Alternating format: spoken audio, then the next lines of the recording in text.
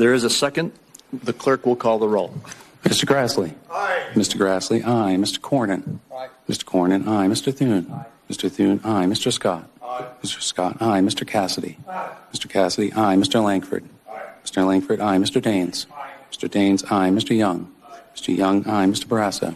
Mr. Barrasso, aye. Mr. Johnson. Aye. Mr. Johnson, aye. Mr. Tillis. Aye. Mr. Tillis, aye. Mrs. Blackburn.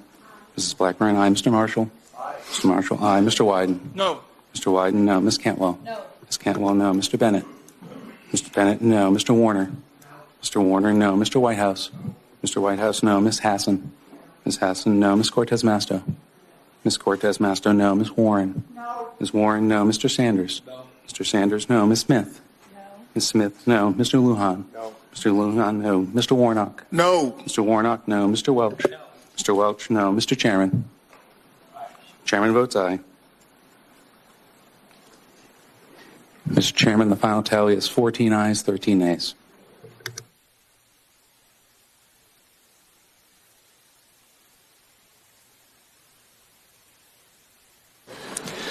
The vote was.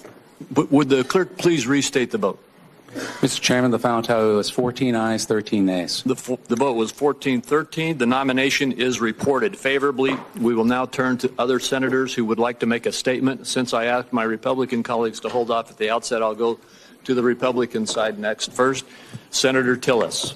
Thank you, Mr. Chairman. I voted aye today, and I want to just briefly explain why. I believe in my 65 years, I'll be 65 in August, that Mr. Kennedy will be one of the first people. We have been watching the Senate Finance Committee vote on Robert F. Kennedy's nomination to be the Secretary of Health and Human Services. It is very rare these days on Capitol Hill that you go in to a hearing or a business meeting like this and don't really have an idea how it's actually going to land. All eyes were on one senator, Senator Bill Cassidy, a Republican of Louisiana, and just 2 minutes before the committee started its vote, Cassidy posted on X, "I've had very intense conversations with Bobby and the White House over the weekend and even this morning. I want to thank Vice President J.D. Vance specifically for his honest counsel.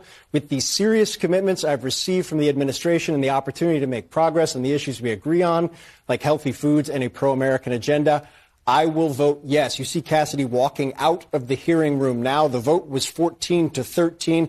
This is a major step forward for Robert F. Kennedy Jr.'s nomination to lead the Department of Health and Human Services, a major victory for the Trump White House and for President Trump himself, for whom Kennedy's endorsement and the coalition that he helped bring in was not only a huge political win, but also has been a focal point of his cabinet selections, clearly the most high profile of them, but also the most endangered until this moment. Here's Bill Cassidy now. Okay. But what about, you were troubled last week. What changed? What changed? What changed?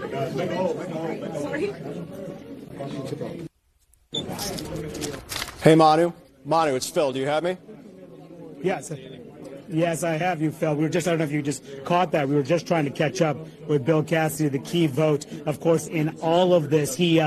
I asked him what got him to yes. Remember what happened last week at that Senate Finance Committee hearing. He said he was troubled. He was having a hard time getting yes because of Robert F. Kennedy's previous views and long-held views about vaccine skepticism, his hedging about whether or not vaccines are linked to childhood autism.